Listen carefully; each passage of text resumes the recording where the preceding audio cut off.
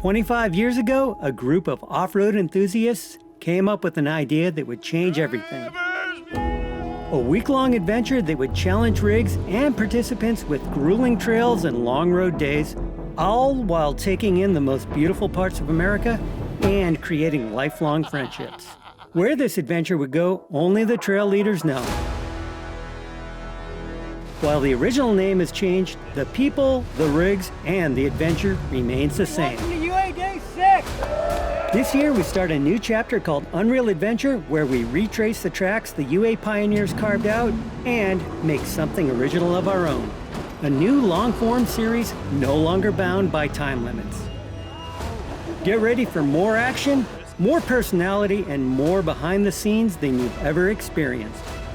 Welcome to Unreal Adventure.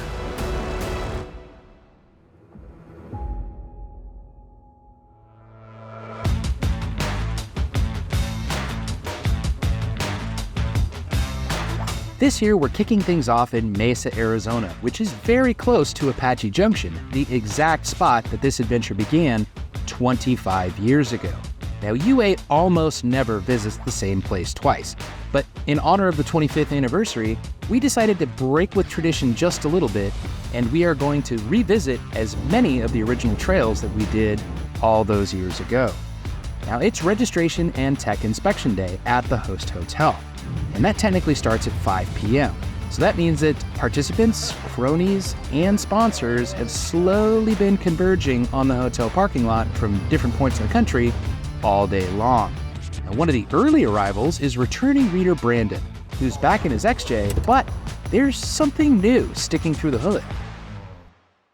Got lucky enough to be chosen to be the returning reader this year, which it's a lifelong dream just to get chosen to come on one UA as a reader.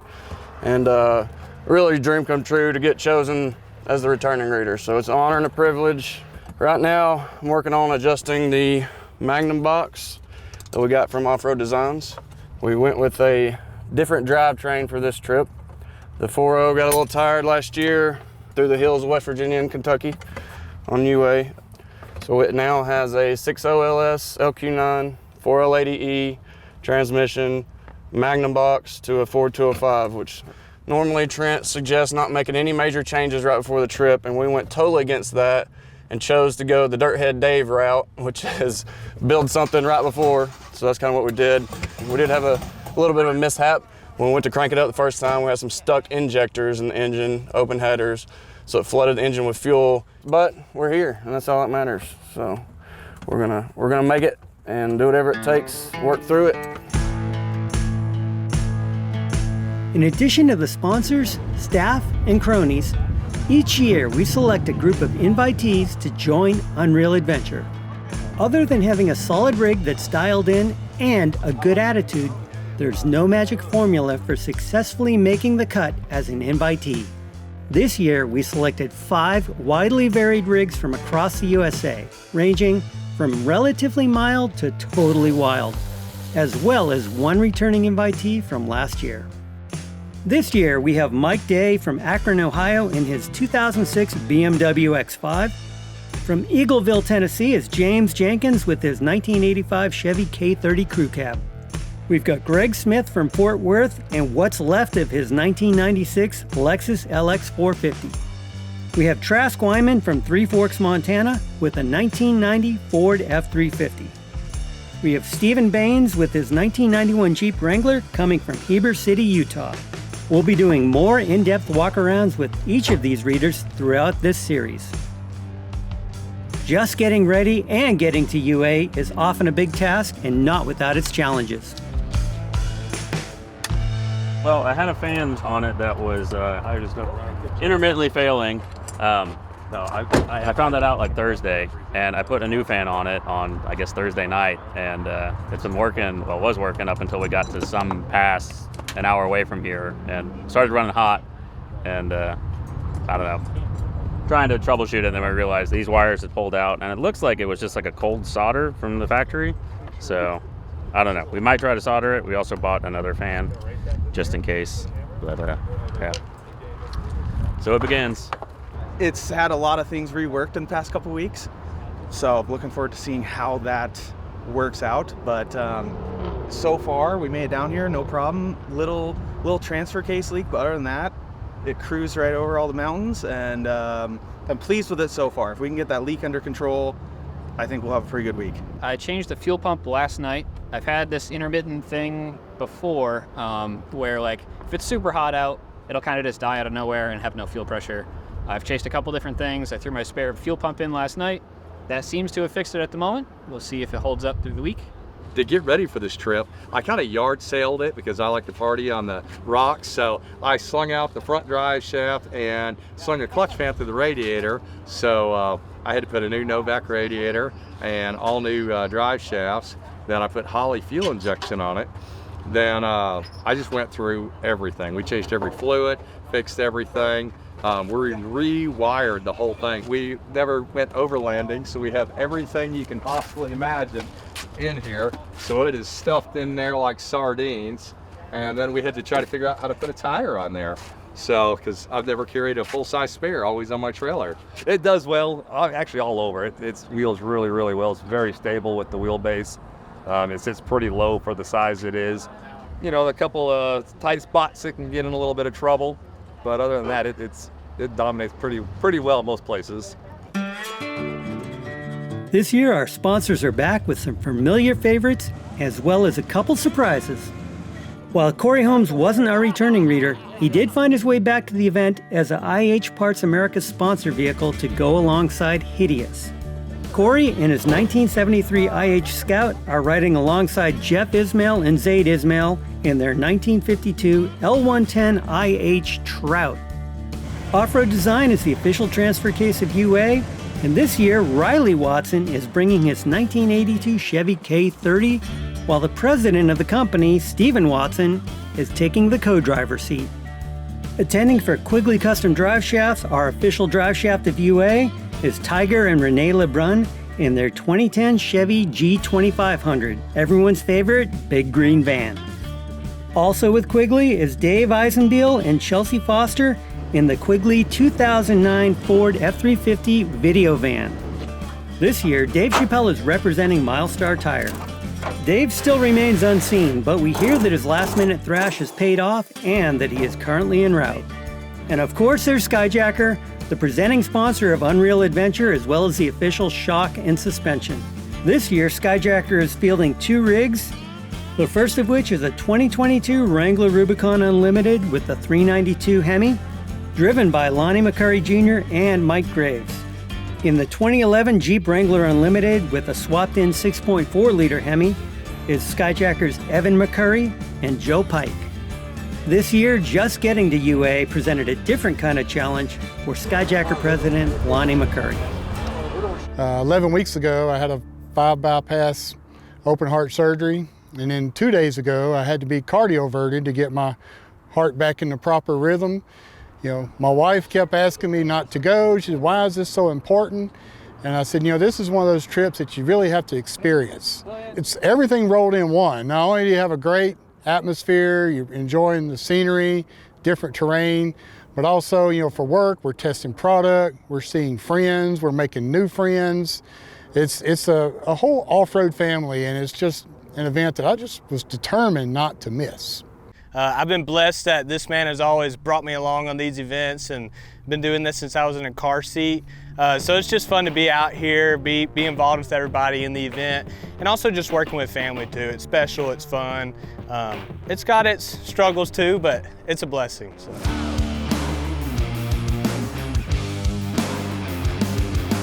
Here's how registration day works. First, everyone checks in with Christian to sign a few forms and also gather up any merch generously provided by the sponsors. Now this year, all of that stuff was in a 58-quart dry bag generously provided by Overland Vehicle Systems. From there, it's off to tech inspection. Now this is where crony Keith Bailey and Sam Gillis go over each vehicle to make sure they have the minimum requirements needed to be a part of the event. Now this includes things like a roll cage, secure anchor points front and rear, a first aid kit, a spill and pet kit, a valid driver's license and insurance, and so on. Once you pass tech inspection, you get the coveted Unreal Adventure windshield banner. Now, this must be applied to the windshield of each vehicle, and it also signifies that you are now officially a part of Unreal Adventure. Participants are also encouraged, but certainly not required, to apply any sponsor-supplied decals on their vehicles, and they can do this anywhere they want. But to say that tech inspection is pretty comprehensive is no joke. We even put our new cameraman Mick through tech inspection just to make sure he was ready for the week. It's got one battery here. One on top too. Okay, so is that a total of two? There's a total of two currently. Okay. Do you have a license to operate that camera? My parents said it was okay. You got a Really? note? You got a note? Do you have their phone number? I do. We need to get a permission slip from your parents. Okay, I'll work on that. If I told you it's in the hotel room. Yeah, just bring it down for in the morning. With the sun setting on a beautiful Arizona day, it was time for the first driver's meeting of the week. Welcome to check-in day of Unreal Adventure. We want to thank everyone, a most sincere, most heartfelt thank you for continuing with us as we go forward with this journey we started 25 years ago, just around the corner from here, actually. This does not happen without any of you. I mean, it really doesn't. Everyone's been coming up and thanking Trent, thanking me for putting this on, but we'd be standing here in a parking lot by ourselves were it not for you guys. So thank you all very much. Yes, thank you guys. We appreciate all of you for allowing us to do this, not the least of whom Skyjacker, our presenting sponsor. So, Thank you, Skyjacker. All right, so let's move on to tomorrow morning. Everything you need for breakfast, lunch, dinner, breakfast, and probably lunch tomorrow, you need to have with you tonight. If you guys want lunch tomorrow for the trail, the pizza's pretty much open season. We've saved some for Dave Chappelle. Other than that, have a good evening, guys. We will see you at 8 a.m. sharp. Sharp. With just hours left before the start of UA, the parking lot activity continued. Now, this included things like last-minute fixes, some repacking, and people just generally hanging out, catching up, and making new friends. Christian and I took advantage of some lights from the Skyjacker 18-wheeler to do a few reader interview podcasts for our YouTube channel. So be sure to check those out to learn more about the backgrounds of each one, as well as their vehicles. Right behind our impromptu podcast recording booth, longtime crony Vern Simons brought out a fresh build that would have fit right in on UA 25 years ago. Yes, I just finished this. I did a couple of build-ups on it on my hugely watch. I have literally tens of followers on the YouTube. It is a 1993 Toyota truck. It's almost got 250,000 miles on it, which for those of you guys who use the metric system is 250,000. It used to be a two-wheel drive truck, and now it's a four-wheel drive truck. But I did go out and flex it out. Up until like last night, it came down to here. There it was rubbing. And I went out there and flexed it out, and it just about popped that light out of the fender. And I got to go a little more. We trimmed a little bit more. And we'll see what happens tomorrow. And I am working on putting a fan clutch on it. Since we were having some slight overheating issues on the way in, we had a flex fan on it, but wasn't doing its job quite right. So we're just, to be honest, taking care of that. There may or may not have things happen. But that won't happen because that's for our windshield wipers that we don't have. Or if someone was to have a cannon with them, which I wish I did. I wish I brought a balloon cannon. And I'm sure that there'll be other things. But the funny thing is, the Walmart in Arizona, Phoenix, Arizona, had no squirt guns, had no water blasters, didn't even have water balloons in a Walmart. That's pretty weird. So we're on the hunt now for some water balloons that may or may not be needed. We're going to enjoy the whole hotel tonight. I think we'll do the tent camping tomorrow night. One more night in the air conditioning.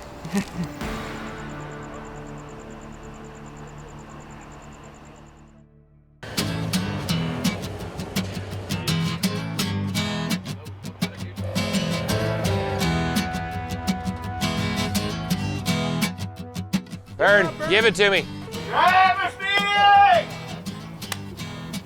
Got to work on the gravelly part. All right, everybody, welcome to UA Day 1. Yay! Unreal Adventure 2024, presented by Skyjacker Suspensions, starts now. If you have never experienced southwestern rock crawling, you are going to today. So that is for sure. It's going to be a little warm. I think it's supposed to be 96 today.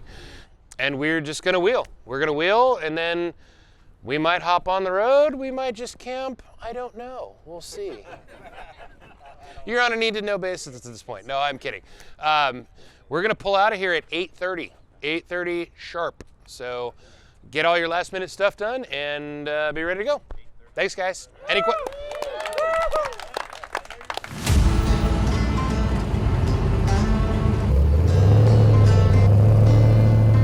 Unfortunately, it's a bit of a drive from the host hotel to the Florence area trails that we're going to be visiting today.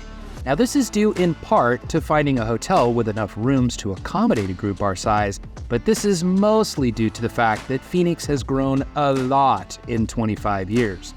Back in '99, the population of the greater Phoenix area was about 3.25 million people. Today, we recently cracked 4.5 million people. Of course, that means a lot more suburbs and larger surrounding cities. Despite Arizona being one of the last states that was admitted to the Union, Arizona has a rich history, especially as it relates to mining. Now, we'll get more into some of that mining history later in the trip, but suffice it to say, all that mining activity that's taken place is one of the reasons that Arizona is one of the premier off-road destinations today. And Arizona also has its share of characters in its history, from governors to sheriffs in Maricopa, Pinal, and Pima counties that, let's just say, were a bit on the colorful side.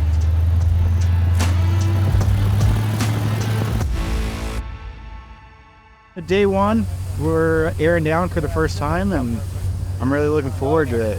I think I know where we're going, so and it's pretty cool wheeling. You guys will really enjoy it. Corey in the Scout Bronco, as I call it. He's a LS tuner expert. So he's been doing some data on my rig. I got an LS pitch reader in my juice. And so he uploaded some files last night, sent them off, done some touch up to them, fuel mixture right, and just done another run with it. So we're gonna upload these files and do round 2. Wrong tool, and I should have already had this done. So for it. If I did, I'd have been using the right tool. So we'll just, work on it a little bit every time we stop, and hopefully by the end of the week she'll be dialed.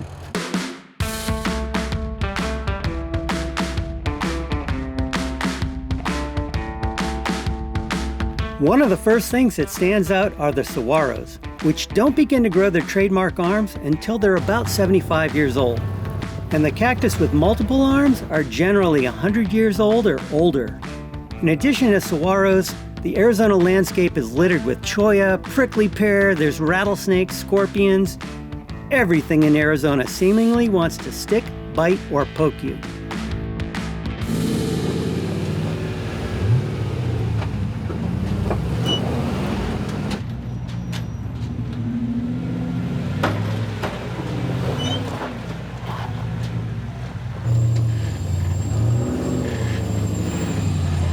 All right, first trail, first obstacle, first day.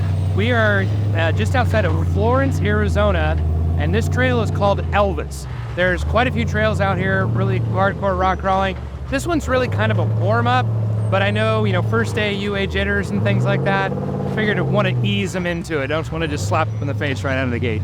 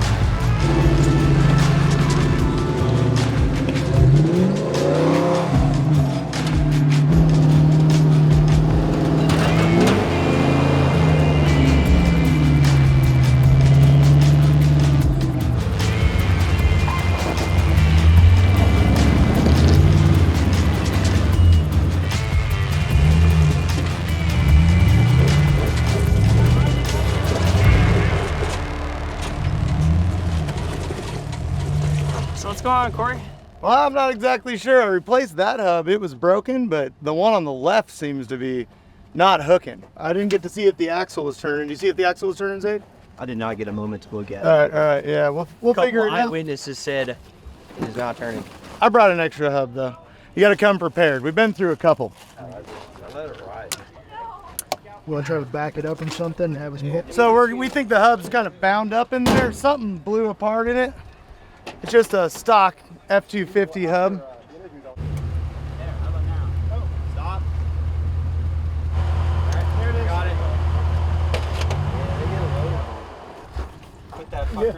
I got this thing from that Jungle website.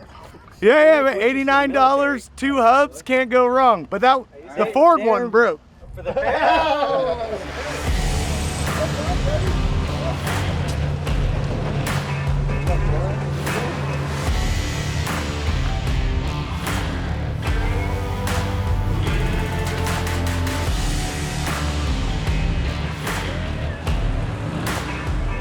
We totally did it. This is rad.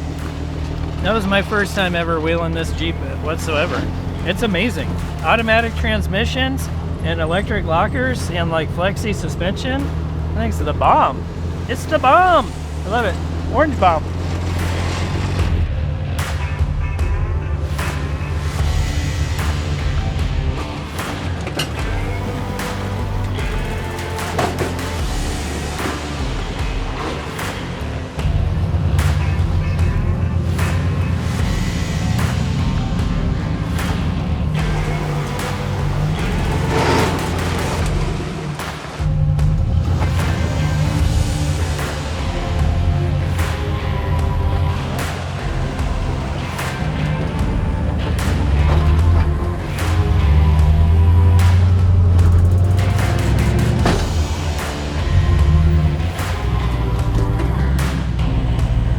So tell me about that first obstacle. It was a lot of fun. I had to kind of relearn how to drive my truck because it's been months since I've even driven it, and we did gear reduction, so kind of a adjusting period for sure. So last night we threw an actual clutch fan on it instead of the flex fan. We were hoping that it would do a little bit better on heat, but turns out we were probably 30 minutes into the trail and it got up to 225, and we just shut it down, put the old fan back on it, and we're good to go.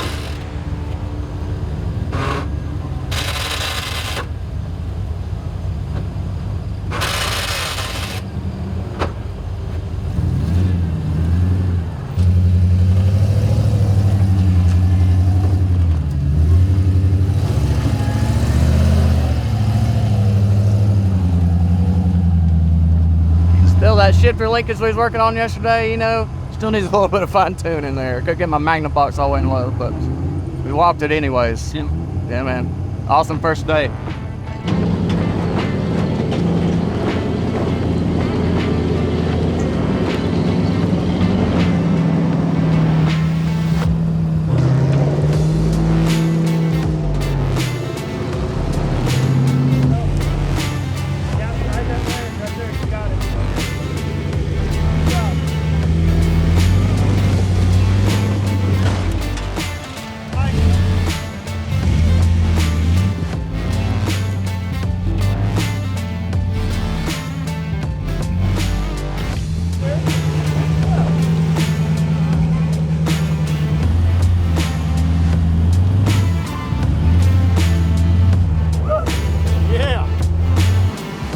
For many of the UA readers, this was their first experience with southwestern rock crawling.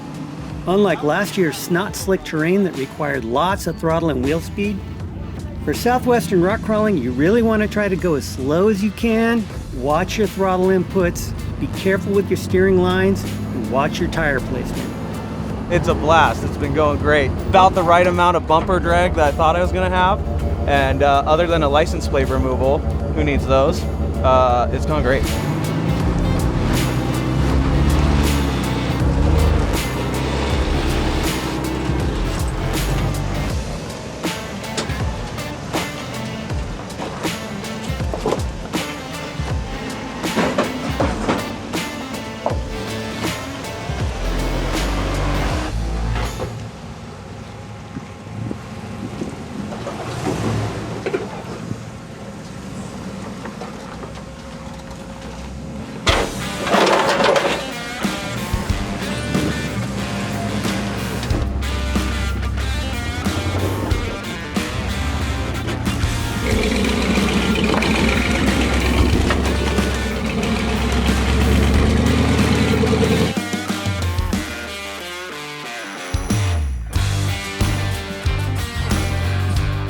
Elvis is one of the more moderate trails in the Florence area and really served as a warm-up for everybody to work out their first day jitters and get into a groove.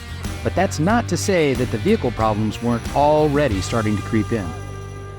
So we were coming up the hill earlier and we engaged our front locker, and the airline to our front locker blew because it had gotten heat when it got up close to the header.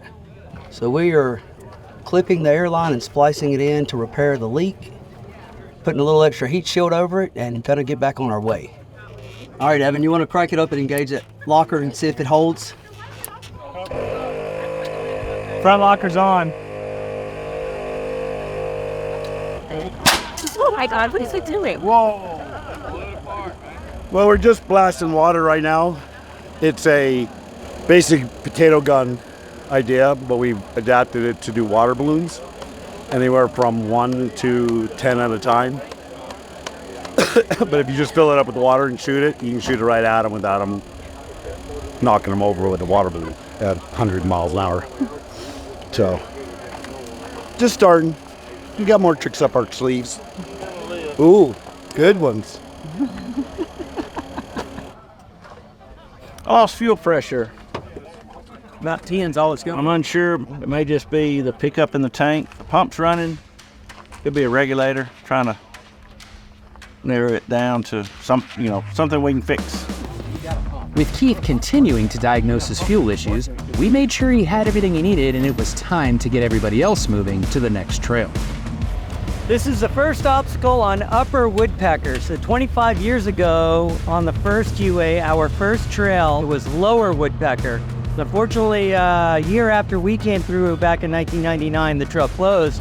So we're here on Upper.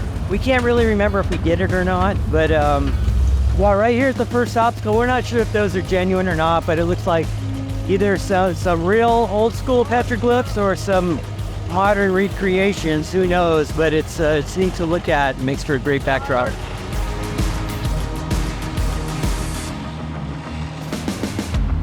The first obstacle on Upper Woodpecker is kind of a slap in the face, but fortunately, there are a couple of options. Now, the main line involves going through a nasty little V-notch with a high likelihood of body damage, or everyone has the option of taking a bypass. Now, the technique here seems a little counterintuitive. You actually want to get your tires uncomfortably close to the rock wall on the driver's side in order to keep the body leaned away from it. Now, to say it's tight for full-size rigs is a pretty big understatement.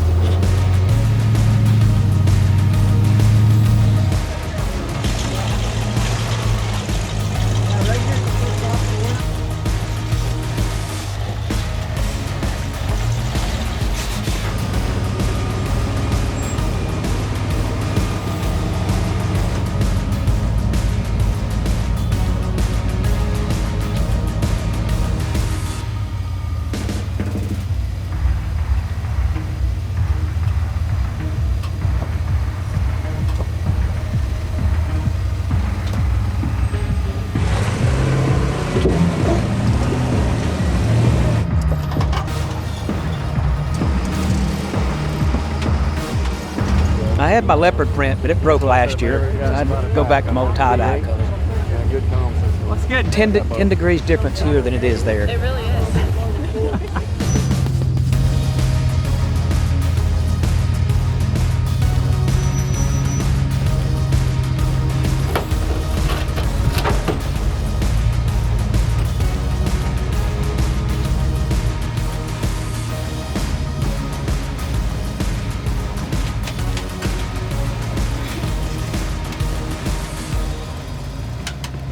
merely a flesh wound. She'll buff. We'll You buff were out. worried about your UA stickers. I am always worried about my UA stickers. It's all about friendly. Really, I thought it was only left. You send it, right? So we can go right, not hurt nothing, or we can go through the left and then you don't get your man card pulled. What are you gonna do? I'm going left.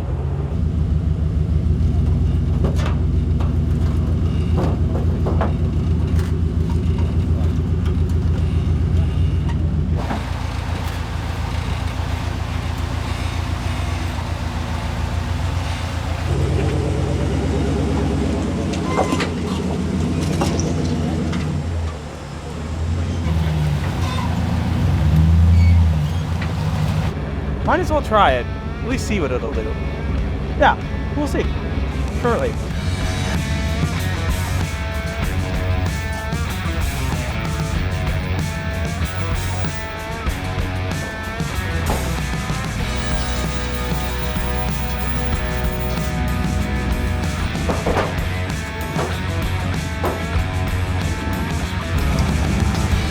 Well, Arizona can have a little Ford tractor piece.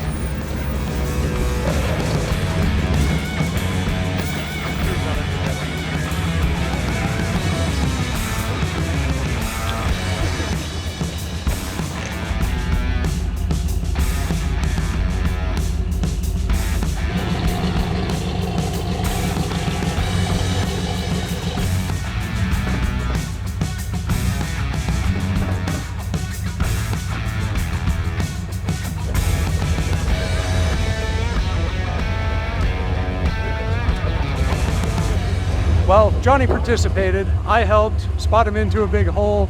He's up against the back of the cab really bad, and he doesn't want to, like denting up the bedside's fine, but the cab makes the doors not work. So we got Kenny turned around. We're gonna pull a little bit of winch here, pull the cab away from the rock and get him. He needs to drive like another 1.5 feet, and we're done with this. And then Johnny's cab will hopefully have functional doors, and we'll move on.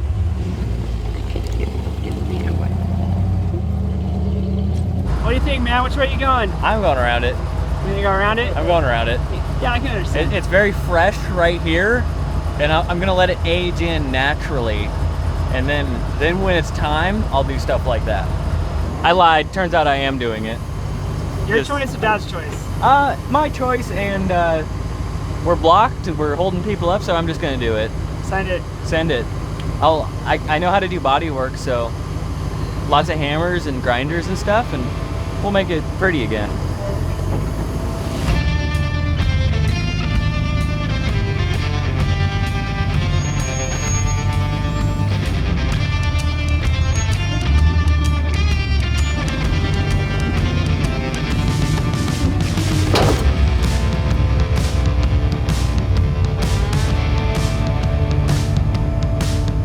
He ended up directly in the cab there, so we'll throw the sideline on like we did with Johnny, pull it up a little bit, and not make him mad at me. Can't even smell you. I did just shower. Well, when we're in the truck. Yeah, that's valid, but there is a lot of wind. There's a lot of wind. Sometimes it's good. Sometimes. To be fair, I can't smell you either. That's probably better. I gave him this K30 when he was 15, thinking that this would be cool, kind of a project truck to kind of get him started. Well, it turns out nothing worked on the truck. It was a complete pile. I think the only thing I didn't touch on it at that point was the transmission. There's father-son projects out there that are a lot of father and son participating. This was almost all son, and I kind of checked in here and there. It's big block, 4-speed, 203, 205, like the simplest drivetrain that you can put in one of these trucks, the most solid, just bare bones, do the job right drivetrain. And it's GM Dana 60 in the front, 14 bolt in the back. It's got R4 link front and rear with some tweaks to make it a little faster. Past that, all the cage work is very extensive through some learning processes. This truck sits on 3 inches of lift with 7 inches of up travel, and even our convertible truck doesn't sit that low. So it's a performance upgrade for sure. It's been pretty cool because this truck is also an evolutionary step. You know, I've actually had people saying, is this going to work better than your truck? Well, probably, yeah. He took all the stuff that we know from our trucks and leapfrogged one step farther. That's really cool to see. Now I need to go back and build another one. Then I'll have to build another one.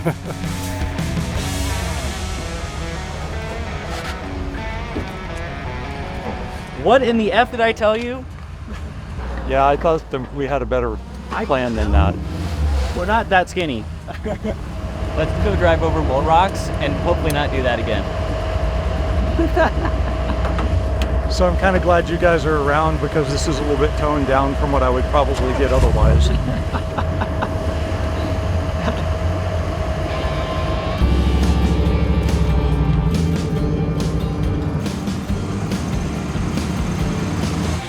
All right, well, we are now on Highway to Hell. This is one of the more difficult trails here in the area. And what we got here is just a big rock garden, some waterfalls. I mean, it's gonna be kind of a combination of things here. This trail isn't super long, but I would be willing to bet it's going to be the last trail we're gonna do today. We're on this Highway to Hell trail, and this is some gnarly obstacle. I think it's trail trash as part of this trail or something. This is gnarly. It's like this crazy like waterfall, like swoopy doop down the middle, and then there's this bypass over here that's also gnarly, and you gotta cross over and try not to flop back in. That's pretty neat. And it's crazy. It's like these are obstacles like you'd find at Johnson Valley or something, but it's not all blown out. It's like Johnson Valley like 30 years ago. It's really cool. How tall is that hole? Taller than me. I'm 5'12". It's definitely going to be hell. That's for sure. Yeah, we're going to probably take this line over here to the right. The other line's got a lot of undercut. I don't know if we want to mess with that today on day one.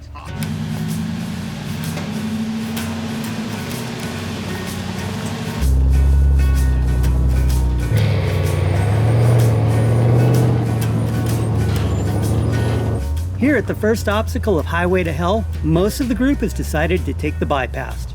The section to the left requires a long wheelbase and a lot of grip. Otherwise, you're falling several feet. However, we've got someone who has decided to be the first one to give it a shot.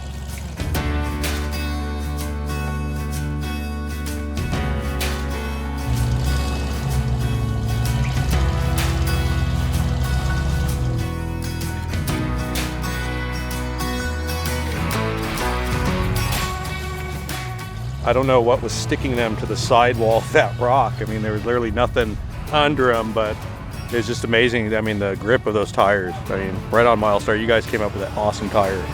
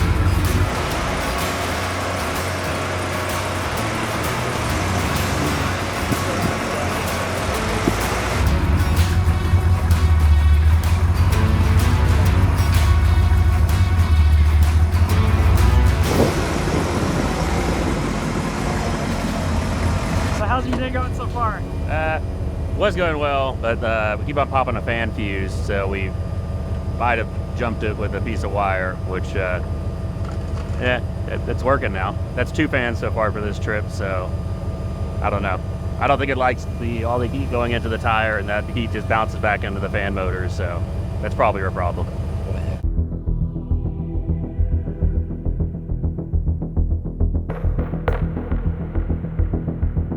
The obstacles on Highway to Hell are fairly typical of the types of obstacles that you're going to find on the hard rock trails in and around the Phoenix area.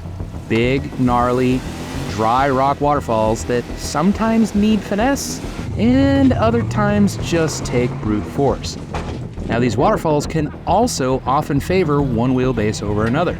On one, a longer wheelbase is actually more advantageous. On another, a shorter wheelbase actually works better. Regardless, you better have lots of belly pan clearance and lots of skid plating to help protect your rig during those hard breakovers.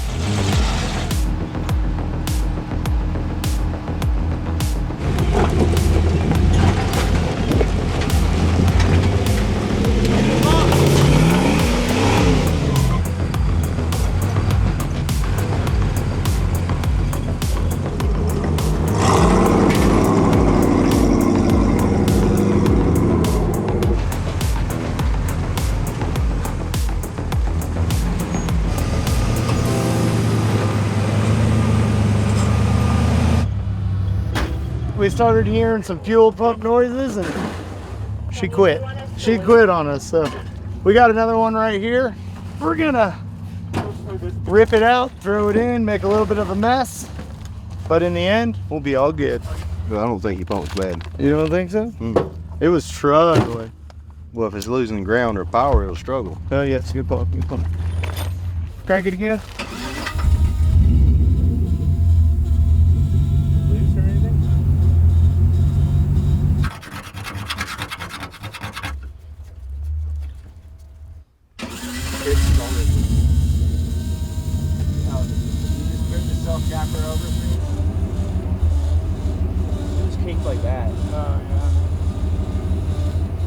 So what Chris found was everything was really hot. We had a kinked hose over here, still kind of acting up, but it's probably been making it hard for that pump for a minute. So we're gonna see how far we can get it right now, and if we want to change the pump later and see if that helps at all. But she sounds like she's coming around right now.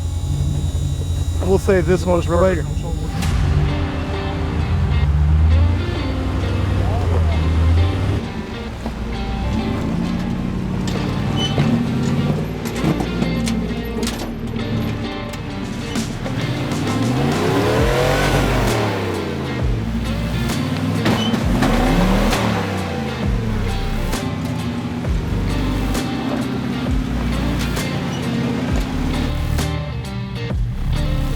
Came to this one obstacle. It's basically a waterfall. We've got a really steep breakover on it. So we can't come straight up it. We're gonna have to go up the right wall, which gets a little sketchy. But what it's doing is gonna keep the frame off of the rock, and it's gonna allow it to clear it a little better. So the only problem is on these JLs with the longer wheelbases, you're still hitting the frame. So you're gonna have to commit and keep a little bit of momentum to make it up.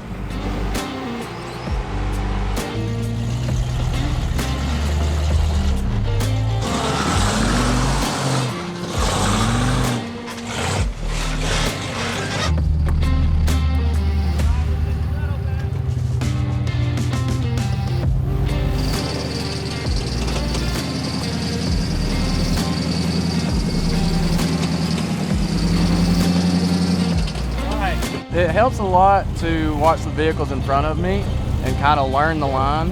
I'm so comfortable in my rig now. I kind of know what it's going to do, what rocks are hitting where. I can tell you where they're hitting, front diff, belly, whatever. So I don't know, I just got so comfortable in it, and I always try to crawl the obstacle first before I just, want to full send it. That time it worked. Walked right up it, hardly spun a tire. So James is going to come good stuff. I'm going to kind of do a horseshoe here. I don't know if it's going to be successful because I haven't seen anyone else do that line. But, we'll give it a try here and see what happens.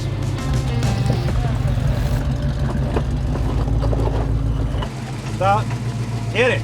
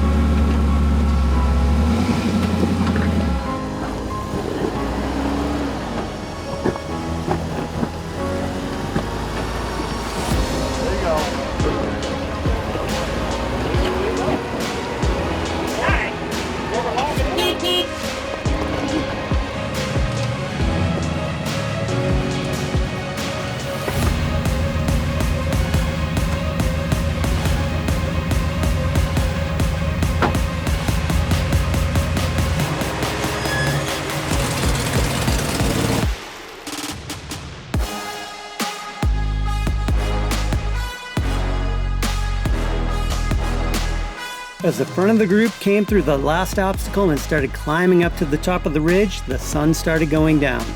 Arizona is famous for its sunsets, and this one did not disappoint. So those in the front got to enjoy an epic Arizona sunset, while those in the back were doing some wheeling in the dark.